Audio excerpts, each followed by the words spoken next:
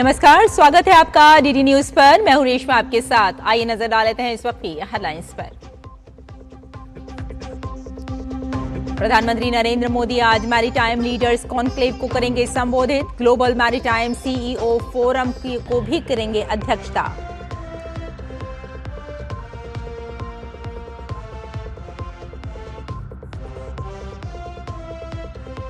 धीरे धीरे कमजोर पड़ा चक्रवात मोन्था। आने वाले 6 घंटे में कमजोर होकर गहरे दबाव के क्षेत्र में तब्दील होने की संभावना। ओडिशा के दक्षिणी जिलों में तेज हवा और मध्यम वर्षा संभव।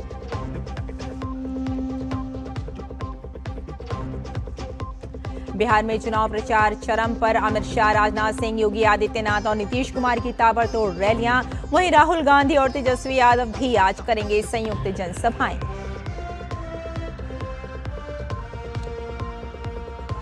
ब्राजील के रियो डी जेनेरियो में एक गिरोह के खिलाफ पुलिस की बड़ी कार्रवाई। अब तक गिरोह के 64 लोगों की मौत। शहर में जल्द होने वाला है संयुक्त राष्ट्र जलवायु शिखर सम्मेलन।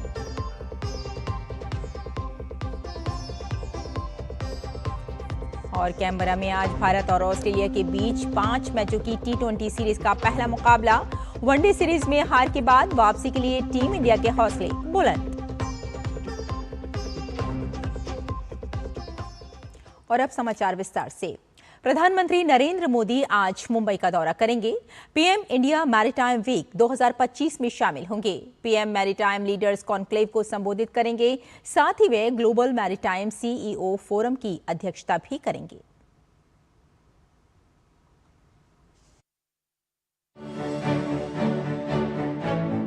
मुंबई में इंडिया मैरीटाइम वीक 2025 का आयोजन किया जा रहा है। प्रधानमंत्री नरेंद्र मोदी इसमें शामिल होंगे। कार्यक्रम नेस्को एग्जीबिशन सेंटर में आयोजित होगा। इंडिया मैरीटाइम वीक 2025 वैश्विक समुद्री पारिस्थितिक तंत्र के भविष्य पर विचार विमर्श करने के लिए सभी हितधारकों को एक साथ लाता है। 27 से 31 अक्टूबर तक चलने वाले इंडिया मैरीटाइम वीक 2025 का विषय महासागरों का एकीकरण, एक समुद्री दृष्टिकोण है। पीएम मैरीटाइम लीडर्स कॉन्क्लेव को संबोधित करेंगे। साथ ही ग्लोबल मैरीटाइम सीईओ फोरम की अध्यक्षता करेंगे। इस कार्यक्रम में प्रधानमंत्री नरेंद्र मोदी की भागीदारी भारत की समुद्री अमृतकाल विजन 2047 के प्रति प्रतिबद्धता को दर्शाती है, जिसका उद्देश्य भारत को दुनिया के अग्रणी समुद्री शक्तियों में शामिल करना है। इस कार्यक्रम में 85 से अधिक देशों की भागीदारी, 1 लाख से अधिक प्रतिनिधि और 350 से अधिक अंतर्राष्ट्रीय वक्ता शामिल होंगे। इंडिया मैरीटाइम वीक नीति, व्यापार, तकनीक और लोगों को एक साथ एक मंच पर लाती है ताकि समुद्री अर्थव्यवस्था का भविष्य तय किया जा सके। प्रधानमंत्री नरेंद्र मोदी की उपस्थिति उनके समुद्री क्षेत्र के विकास और मैरीटाइम अमृतकाल विजन 2047 की प्रतिबद्धता को दर्शाती है। कैमरा पर्सन कपिल मस्की के साथ श्यामा मिश्रा, डीडी न्यूज, मुंबई। और छठ महापर्व की समाप्ति के बाद बिहार में चुनाव को लेकर सरगर्मियां तेज हो गई हैं। भाजपा ने भी चुनाव प्रचार तेज कर दिया है। इसी कड़ी में वरिष्ठ भाजपा नेता और केंद्रीय गृह मंत्री अमित शाह आज बिहार में 3 चुनावी जनसभाओं को संबोधित करेंगे। पहली चुनावी जनसभा दरभंगा में होगी, जहां अलीनगर विधानसभा क्षेत्र से भाजपा की उम्मीदवार मैथिली ठाकुर चुनाव मैदान में है। अमित शाह इस जनसभा में अलीनगर, गौराबौराम, बेनीपुर, दरभंगा ग्रामीण और बहादुरपुर के मतदाताओं को संबोधित करेंगे। इसके बाद समस्तीपुर में होने वाली दूसरी जनसभा में वरिष्ठ भाजपा नेता अमित शाह रोसड़ा, वारिसनगर और विभूतिनगरपुर और कुशेश्वर क्षेत्रों के मतदाताओं से भाजपा उम्मीदवारों के पक्ष में समर्थन मांगेंगे। और भाजपा नेता अमित शाह की तीसरी चुनावी रैली बेगूसराय जिले के बछवाड़ा और तेघरा विधानसभा क्षेत्र के लिए होगी। वहीं रक्षा मंत्री राजनाथ सिंह भी आज बिहार में चुनाव प्रचार करेंगे। राजनाथ सिंह दरभंगा के हायाघाट, बाढ़ और छपरा में चुनावी सभा को संबोधित करेंगे। इसके साथ ही बिहार विधानसभा चुनाव में एनडीए की जीत को पक्की करने के लिए उत्तर प्रदेश के मुख्यमंत्री योगी आदित्यनाथ भी आज बिहार दौरे पर रहेंगे। मुख्यमंत्री योगी आदित्यनाथ यहां सीवान, भोजपुर और बक्सर में एनडीए के समर्थन में 3 जनसभाओं को संबोधित करेंगे, जिसमें सबसे ज्यादा चर्चा सीवान की रघुनाथपुरा सीट की हो रही है। इस सीट पर एनडीए की ओर से जेडीयू के विकास कुमार सिंह उर्फ जीशु सिंह को उम्मीदवार बनाया गया है। वहीं आरजेडी ने सीवान की रघुनाथपुरा सीट से शहाबुद्दीन के बेटे ओसामा शहाब को उम्मीदवार बनाया है, जिसके खिलाफ योगी आदित्यनाथ प्रचार करने वाले हैं। बिहार विधानसभा चुनाव प्रचार में आज लोकसभा के नेता प्रतिपक्ष राहुल गांधी की एंट्री होने वाली है। राहुल गांधी बिहार में 2 जगह मुजफ्फरपुर और दरभंगा में महागठबंधन के प्रत्याशियों के समर्थन में जनसभा को संबोधित कर सकते हैं। इस दौरान राहुल गांधी के साथ आरजेडी नेता और बिहार विधानसभा में नेता प्रतिपक्ष तेजस्वी यादव भी मंच साझा कर सकते हैं। बिहार में पार्टियों के बीच आरोप प्रत्यारोप की भी झड़ी लगी हुई है। आरजेडी ने तेजस्वी यादव को बिहार का नायक बताते हुए पोस्टर जारी किया था, जिसके बाद बीजेपी ने तेजस्वी पर सवाल खड़े किए थे।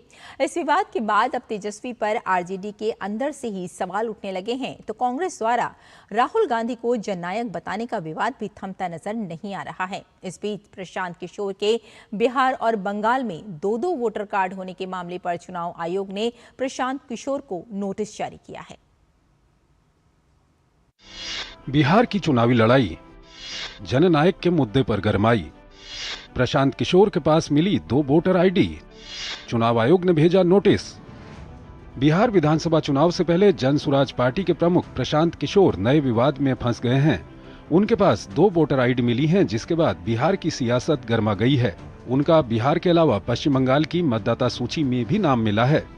प्रशांत किशोर पश्चिम बंगाल में कोलकाता पश्चिम लोकसभा क्षेत्र की भवानीपुर विधानसभा से मतदाता हैं। यहां उनका एपिक नंबर IUI 068663 पाया गया। उनका सीरियल नंबर 621 है और मतदान केंद्र R121B रानी शंकरी लेन स्थित सेंट हेलन स्कूल के रूप में दर्ज है। बिहार में वो सासाराम संसदीय क्षेत्र के करगहर विधानसभा क्षेत्र में मतदाता के रूप में पंजीकृत हैं। उनका मतदान केंद्र रोहतास जिले के अंतर्गत मध्य विद्यालय कोनार है। कोनार प्रशांत किशोर का पैतृक गांव है। मामला गरमाने के बाद चुनाव आयोग भी सख्त हो गया है और प्रशांत किशोर को नोटिस जारी कर दिया गया है। आयोग ने प्रशांत किशोर को 3 दिनों में नोटिस का जवाब देने को कहा है। जन प्रतिनिधित्व अधिनियम 1950 की धारा 17 और धारा 18 के अनुसार कोई भी व्यक्ति 1 से अधिक वोटर आईडी नहीं रख सकता है। 1 से अधिक वोटर आईडी रखना या 1 से अधिक चुनाव क्षेत्रों में वोटर आईडी रखना गैर कानूनी है। 2 वोटर आईडी रखने पर 1 वर्ष का कारावास और आर्थिक दंड का प्रावधान है। कानूनी कार्रवाई और जुर्माने का भी प्रावधान है। जन सुराज के संस्थापक प्रशांत किशोर के पास 2 वोटर आईडी मिलने पर विरोधी दलों के नेताओं ने निशाना साधा है। हालांकि प्रशांत किशोर अब सफाई दे रहे हैं। ये तो अपराध हो जाता है, जब 2 आईडी हो जाए तो वो तो क्रिमिनल एक्शन हो सकता है, लेकिन वो चुनाव आयोग की बात है।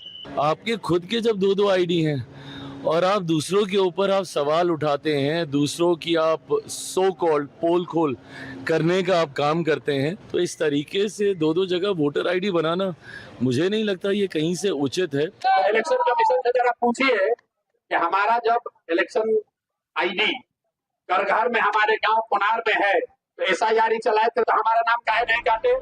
उधर राज्य के सियासी संग्राम में जननायक का मुद्दा गरमाया है। एनडीए के नेता तो इस मुद्दे पर तेजस्वी पर सवाल उठा ही रहे थे।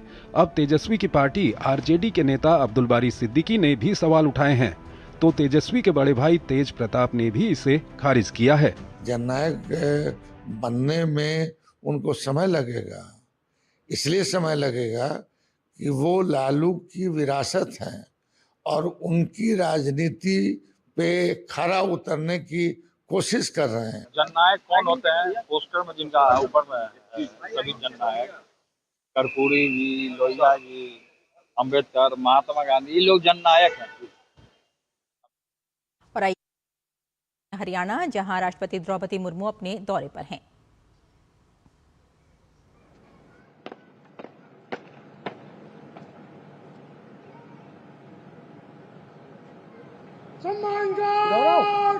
राष्ट्र सलाम।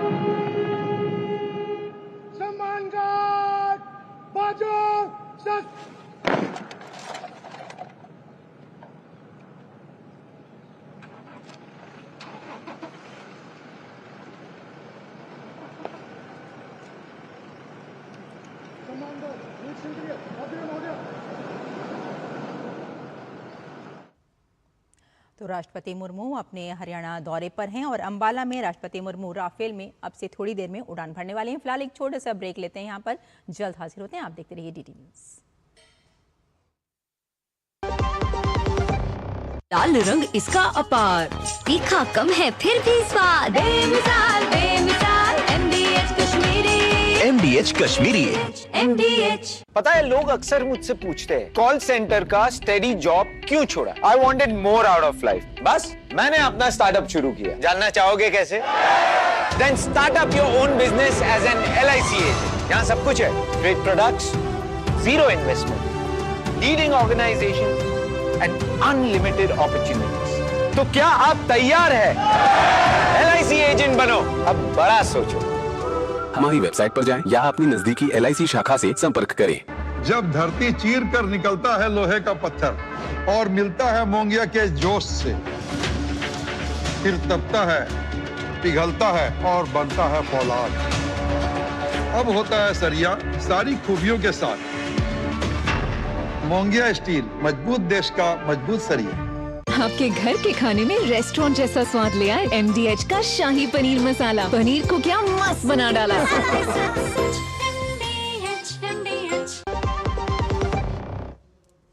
ब्रेक के बाद एक बार फिर आपका स्वागत। आइए आगे बढ़ते हैं। विशेष गहन पुनरीक्षण अभियान SIR 2.0 को लेकर चुनाव आयोग के निर्देशों के अनुरूप उत्तर प्रदेश के मुख्य निर्वाचन अधिकारी, और आइए एक बार फिर से आपको लिए चलते हैं हरियाणा, जहां राष्ट्रपति द्रौपदी मुर्मू अपने दौरे पर हैं।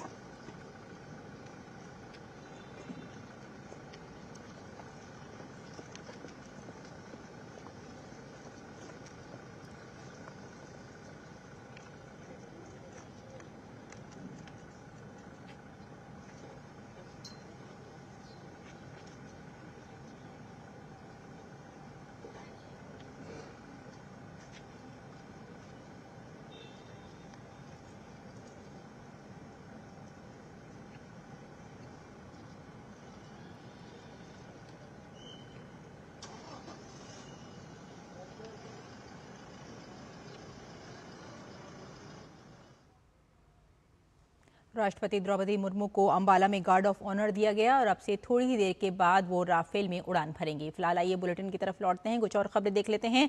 विशेष गहन पुनरीक्षण अभियान SIR 2.0 को लेकर चुनाव आयोग के निर्देशों के अनुरूप उत्तर प्रदेश के मुख्य निर्वाचन अधिकारी नवदीप रणवाना आज मान्यता प्राप्त राष्ट्रीय और राज्य स्तरीय राजनीतिक दलों के साथ बैठक करेंगे। इसके पहले उन्होंने कल सभी जिला निर्वाचन अधिकारियों के साथ वर्चुअल बैठक कर तैयारियों की समीक्षा की।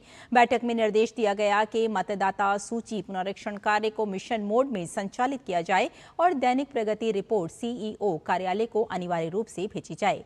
सभी पात्र मतदाताओं के नाम जोड़े जाएं और किसी अपात्र व्यक्ति का नाम शामिल न हो। BLO घर घर जाकर सत्यापन करें और गणना प्रपत्र की एक प्रति हस्ताक्षर सहित मतदाता को लौटाएं। CEO ने निर्देश दिया कि 3 नवंबर 2025 तक तैयारी, प्रशिक्षण और गणना प्रपत्रों का मुद्रण पूरा किया जाए। ड्राफ्ट मतदाता सूची का प्रकाशन 9 दिसंबर 2025 को किया जाएगा। वहीं सुनवाई, सत्यापन और निस्तारण का कार्य 31 जनवरी 2026 तक पूरा होगा। अंतिम मतदाता सूची का प्रकाशन 7 फरवरी 2026 को किया जाएगा। और बिहार विधानसभा चुनाव को लेकर जारी सियासी सरगर्मियों के बीच बसपा ने भी 2027 में उत्तर प्रदेश विधानसभा चुनाव के मद्देनजर मुस्लिम भाईचारा समिति का गठन किया है। इसका मुख्य उद्देश्य मुस्लिम समुदाय के बीच पार्टी की पकड़ मजबूत करना है। बसपा अध्यक्ष मायावती आज लखनऊ स्थित पार्टी मुख्यालय में इसी मुस्लिम भाईचारा समिति को लेकर मंडल स्तरीय बैठक करेंगी। इस बैठक में आगामी सामाजिक अभियानों पर भी चर्चा होगी, जिसमें खास तौर पर SIR अभियान पर फोकस रहेगा। वहीं पार्टी के संगठनात्मक पुनर्गठन और युवाओं की भागीदारी बढ़ाने में आकाश आनंद की सक्रिय भूमिका भी सामने आई है। साथ ही बसपा 2027 विधानसभा चुनाव अकेले लड़ने और किसी भी पार्टी के साथ गठबंधन न करने का दावा कर रही है। वाराणसी के ज्ञानवापी मामले में आज तालाब के ताले का कपड़ा बदलने की अपील पर होगी सुनवाई। वाराणसी जिला जज ने तालाब के ताले पर लगे कपड़े को बदलने की अपील पर विचार किया था, जिसकी सुनवाई आज होगी। ताले पर सील के तौर जो कपड़ा लगा था उसको बदलने के लिए कोर्ट में याचिका दायर की गई थी। ज्ञानवापी मामले पर वाराणसी जिला न्यायालय में 7 मुकदमों की सुनवाई हुई थी, जिसमें एक श्रृंगार गौरी की पूजा का मामला भी शामिल था, जिसमें याचिकाकर्ताओं को श्रृंगार गौरी की पूजा करने का अधिकार दिया था। चक्रवात मोंथा धीरे धीरे कमजोर पड़ रहा है। ये भीषण चक्रवाती तूफान अब चक्रवात में तब्दील हो गया है और अगले 6 घंटों में इसके और कमजोर होकर गहरे दबाव के क्षेत्र में तब्दील होने की संभावना है। चक्रवात मोंथा के प्रभाव से आंध्र प्रदेश में हल्की बारिश होने की संभावना है। साथ ही तटीय इलाकों में तेज हवाएं भी चल सकती हैं। श्रीकाकुलम, विजयनगरम और पर्वतीपुरम, मानियम, अल्लूरी, सीताराम राजू, विशाखापत्तनम, अनकापल्ली, गुंटूर और पलनाडु जिलों में कुछ स्थानों पर भारी बारिश हो सकती है। अधिकारियों ने लोगों से सतर्क रहने की अपील की है। वाणिज्य और उद्योग मंत्री पीयूष गोयल के ब्रसेल्स दौरे के साथ ही भारत और यूरोपीय संघ के बीच मुक्त व्यापार समझौते FTA को लेकर बातचीत अब अगले पड़ाव पर पहुंच गई है। केंद्रीय मंत्री ने यूरोपीय संघ के व्यापार और आर्थिक सुरक्षा आयुक्त मारो सेफकोविक से मुलाकात की और व्यापक भारत यूरोपीय संघ मुक्त व्यापार समझौते को आगे बढ़ाने के संबंध में विस्तृत चर्चा की। बैठक के बाद पीयूष गोयल ने बताया कि भारत और यूरोपीय संघ के बीच व्यापार समझौते को लेकर लंबित मुद्दे अब काफी हद तक सुलझ चुके हैं। The ongoing India-EU FTA negotiations has given us an opportunity to really create the framework which will help us in the long run bring our two economies closer together, integrate them into a relationship which will be a win-win for European Union and for India.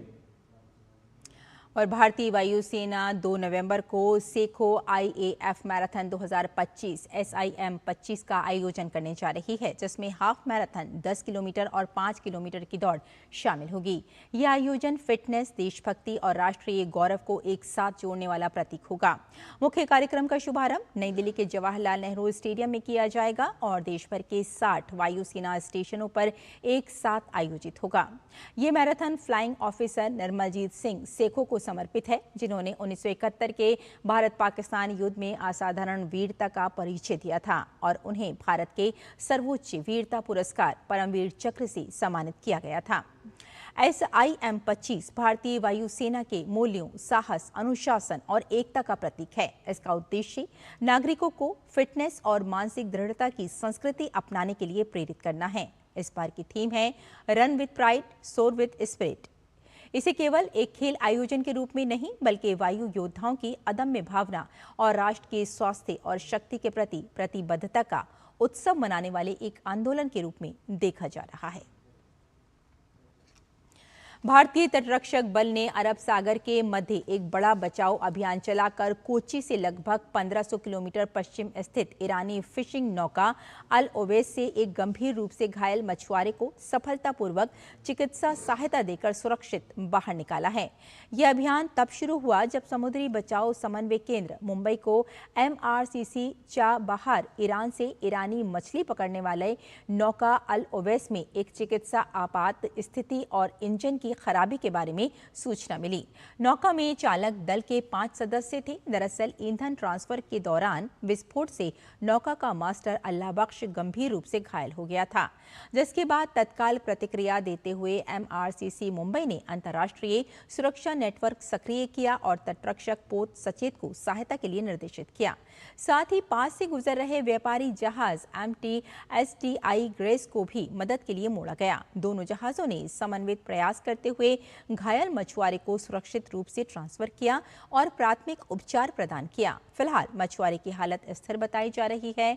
पोत सचेत उसके आगे के इलाज के लिए गोवा की ओर बढ़ रहा है।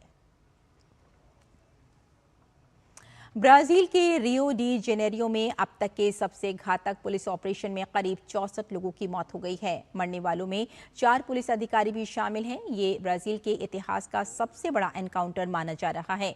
पुलिस ने ऑपरेशन कंटेनमेंट नाम से इस कार्रवाई को अंजाम दिया। ये 1 साल लंबी खुफिया जांच के बाद शुरू किया गया था। कार्रवाई सुबह सुबह रियो की निचली बस्तियों में शुरू की गई, जहां गिरोह का मुख्य ठिकाना था।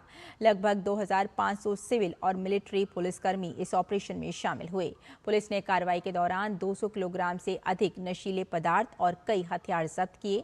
इस कार्रवाई में 80 से अधिक संदिग्धों को गिरफ्तार किया गया। अपराधियों ने जवाबी कार्रवाई में ड्रोन से बम गिराए, सड़कों पर बैरिकेड्स में आग लगा दी गई और फायरिंग की।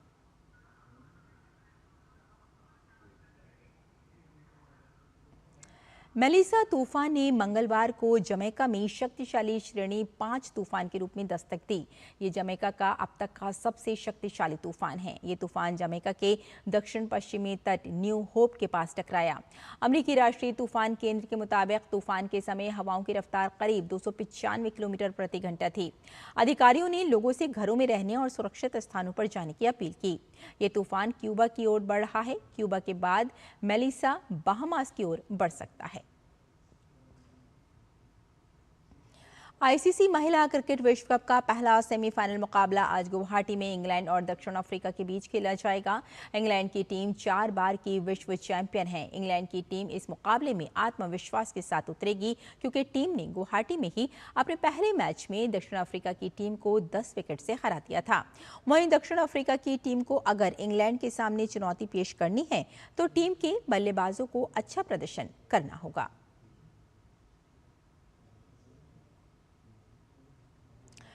ऑस्ट्रेलिया ने भारत के खिलाफ 3 मैच की वनडे सीरीज को भले ही 2-1 से जीता हो, लेकिन अब लड़ाई T20 की है। दोनों देशों के बीच 5 मैच की T20 सीरीज का पहला मुकाबला आज कैनबरा में खेला जाएगा।